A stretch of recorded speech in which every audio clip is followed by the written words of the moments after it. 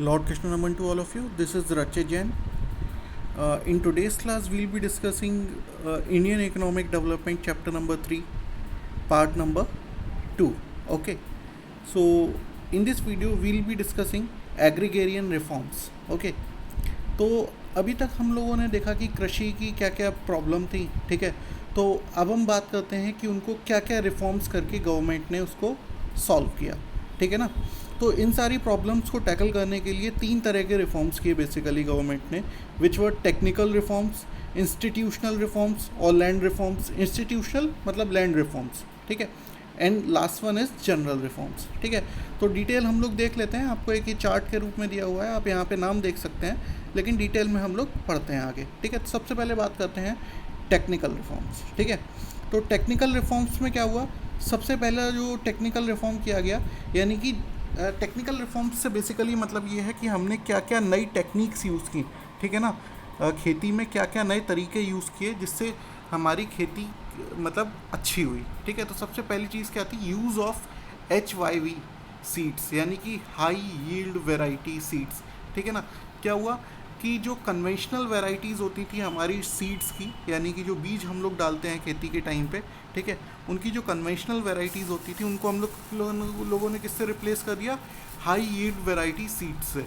देखो, high yield variety से मतलब ये होता है कि आपके कम बीज में ज़्यादा खेती मतलब ज़्यादा फसल आना, ठीक है ना, या फसल जो है वो जल्दी आना, ठीक है। तो क्या हुआ, ये किस किस में यूज़ की गई बेसिकली, ये वीट में, बाजरा में, राइस में, ठीक है ना, ज्वार में और कॉटन में, इन सारी चीज़ों में ये यूज़ की गई, ठीक है। तो इससे क्या हुआ, इससे जो क्रॉप की प्रोडक्टिविटी थी, यानी कि फसल हमारी कम बीज में, यानी कि कम हमें बीज में लागत लगानी पड़ी और ज़्यादा फसल हमारे पास आ गई, ठीक है ना। तो इससे क्या हुआ, प्रोडक्टिविटी हमारी बहुत बढ़ गई, ठीक है। तो क्या हुआ, इसको हम लोग किस नाम से और जानते हैं, इसको हम लोग जानते हैं ग्रीन रेवोल्यूशन से। ग्रीन रेवोल्यूशन का मतलब ये था कि खेती में हमारा एकदम से उछाल आया, यानी कि जो प्रोडक्टिविटी थी वो बहुत ज़्यादा बढ़ गई, ठीक है।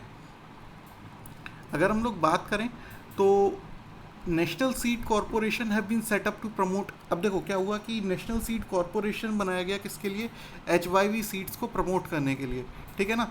और उसके लिए 2015-16 में देखें तो 304 lakh quintals of certified seeds for distributed, यानी कि अगर हम लोग 2015-16 की बात करते हैं तो 304 लाख क्विंटल सीड जो है वो फार्मर्स में डिस्ट्रीब्यूट किया गया, कैसा, HYV सीड्स, ठीक है। Next, use of chemical fertilisers. अब देखिए क्या होता है कि केमिकल फर्टिलाइजर्स जो होते हैं वो जो प्रोडक्टिविटी होती है वो उसको बहुत ज़्यादा बढ़ा देते हैं, ठीक है।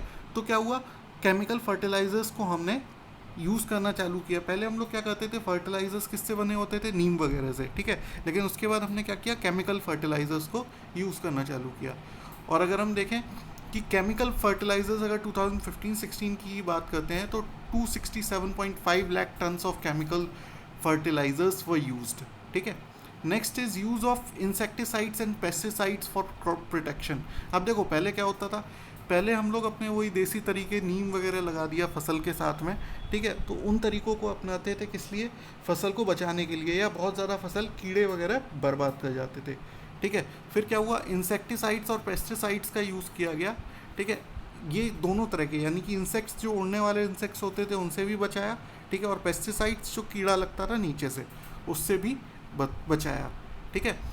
तो ये क्या हुआ, प्लांट प्रोटेक्शन के लिए ये सारी चीज़ें भी बहुत ज़रूरी होती थी, ठीक है। और किसके साथ हम लोगों ने इसको यूज़ किया, HYV सीड्स के साथ हम लोगों ने केमिकल फर्टिलाइजर्स को यूज़ किया और उसके साथ में इंसेक्टिसाइड्स और पेस्टिसाइड्स को यूज़ किया, क्योंकि फसल को बचाना भी तो है ना, आप उगा बहुत ज़्यादा फसल रहे हैं लेकिन अगर बर्बाद हो जाए तो क्या फ़ायदा।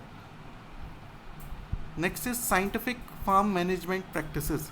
अब देखिए क्या हुआ कि पहले हम लोग क्या करते थे कि जैसे जो बता दिया लोगों ने उसी हिसाब से हम लोग फसलें करते थे, लेकिन उसके बाद क्या हुआ, हम लोगों ने साइंटिफिक कल्टीवेशन मेथड्स को यूज़ करना चालू किया, किसमें, खेती में, ठीक है ना। इसमें क्या हुआ कि selection of crops and there quality, यानी कि आपकी ज़मीन के हिसाब से कौन सी क्रॉप्स आपके यहाँ सही रहेगी और किस क्वालिटी की, जैसे राइस की अगर हम लोग बात करते हैं तो बहुत सारी क्वालिटी का राइस होता है, ठीक है, तो आपके यहाँ कौन सा अच्छा रहेगा, ठीक है।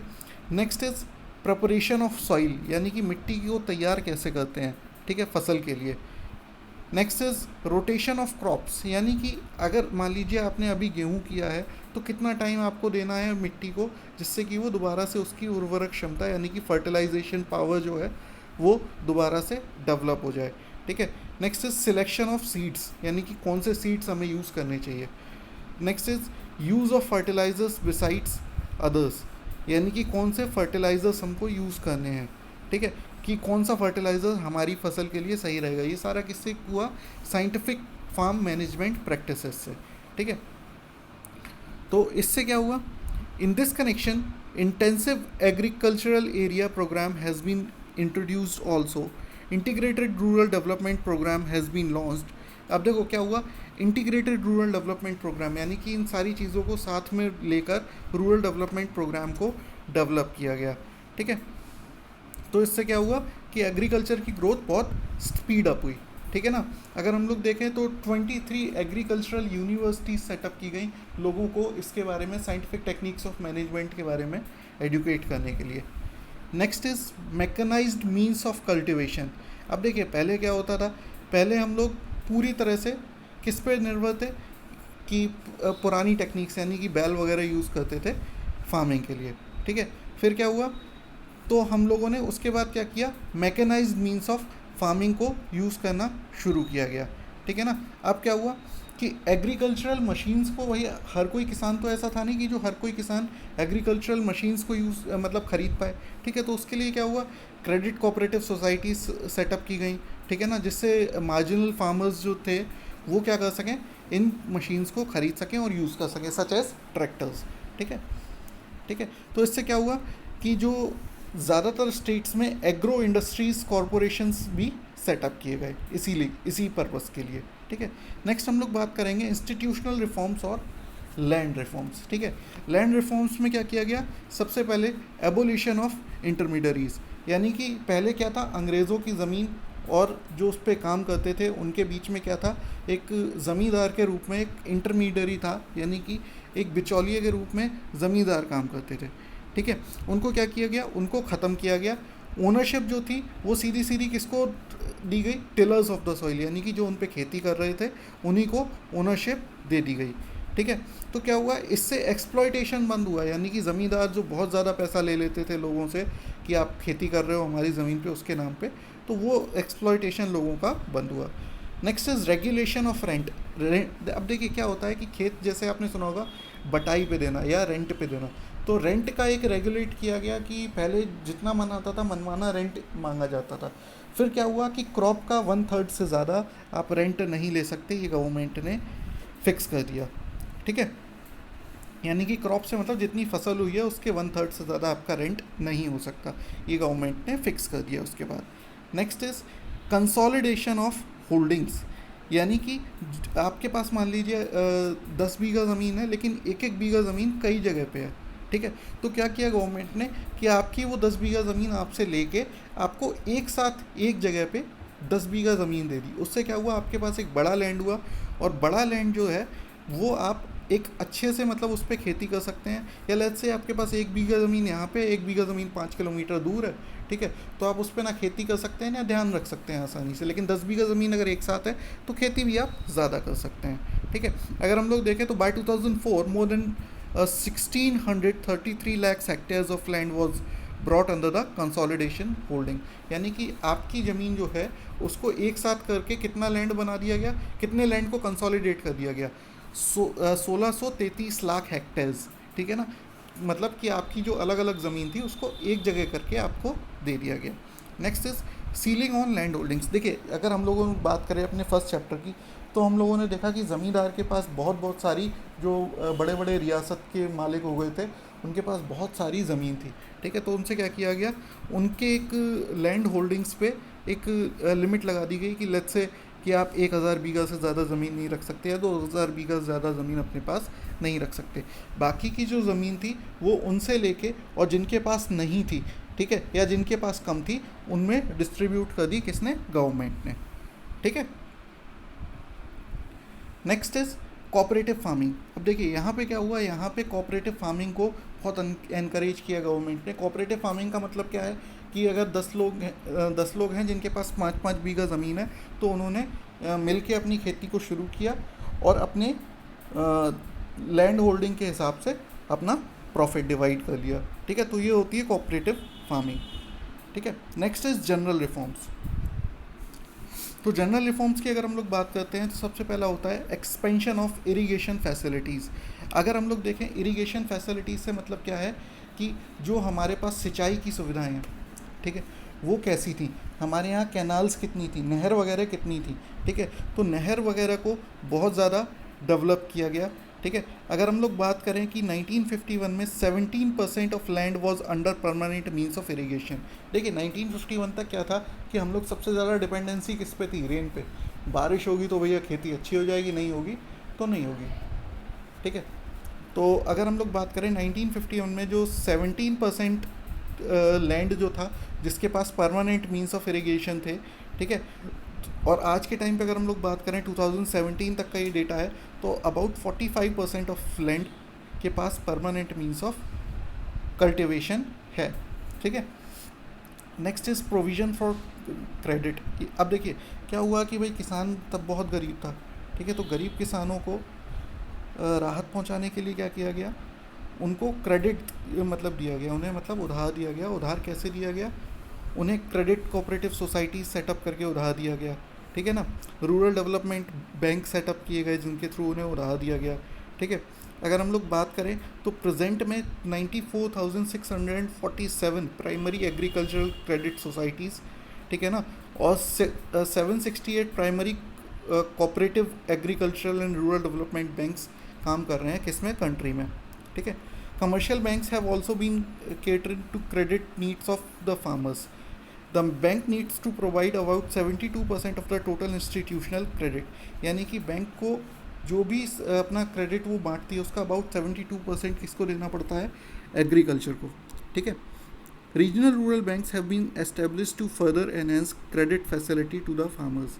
यानी कि जो रीजनल रूरल बैंक्स थे जिनको हम लोग RRBs बोलते हैं, जैसे आपने सुना होगा ग्रामीण बैंक ऑफ आर्यावर्त, ठीक है, ये किसके लिए सेटअप किए गए, फार्मर्स की नीड्स को फुलफिल करने के लिए। नेक्स्ट इज 1982 में अगर हम लोग बात करें तो नाबार्ड को सेटअप किया गया। ठीक है, किस लिए, कि जो क्रेडिट फैसिलिटी है फार्मर्स तक वो नेशनल लेवल पे अच्छे से की जा सके या पहुंचाई जा सके। ओके, तो अगर हम लोग बात करते हैं 2016-17 में जो क्रेडिट फ्लो था फार्मर्स की तरफ वो कितना था, 9,59,826 करोड़। ठीक है, next point is regulated markets and cooperative marketing schemes. अब देखिए क्या हुआ कि गवर्नमेंट ने क्या किया भाई, सपोर्ट करने के लिए लोगों को यानी किसानों को उन्होंने क्या किया, रेगुलेटेड मार्केट्स जिसको हम लोग मंडी के नाम से जानते हैं, ठीक है ना, गल्ला मंडी, जैसे अपने नई मंडी जो है जहाँ पे गेहूँ खरीदा बेचा जाता है किस पे, सरकारी रेट पे।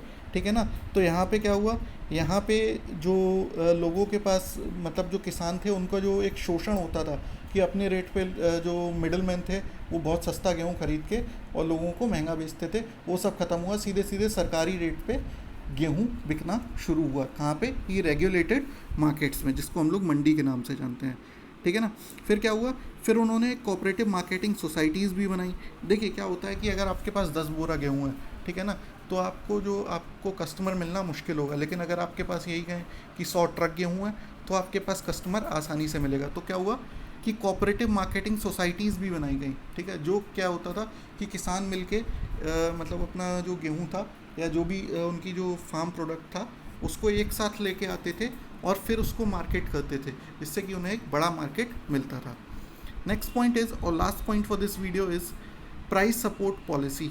अब देखो क्या हुआ कि गवर्नमेंट ने, कि किसानों का बहुत ज़्यादा शोषण ना हो, उन्होंने MSP सेटअप किया, यानी कि मिनिमम सपोर्ट प्राइस। यानी कि किसान ने अगर लेट्स से गेहूँ किया तो लेट्स से कि गवर्नमेंट ने रखा कि 19 रुपीज़ मिनिमम सपोर्ट प्राइस गेहूँ का होगा। ठीक है, तो इससे नीचे कोई भी गेहूँ नहीं खरीद सकता। तो इससे क्या हुआ, इससे किसानों को ज़्यादा पैसा मिलना शुरू हुआ। ठीक है, और गवर्नमेंट भी उसी प्राइस पे किसानों से ये सारी चीज़ें खरीदती थी। कहाँ पे, मंडीज़ के थ्रू या डायरेक्टली उनके FCI गोडाउंस के थ्रू।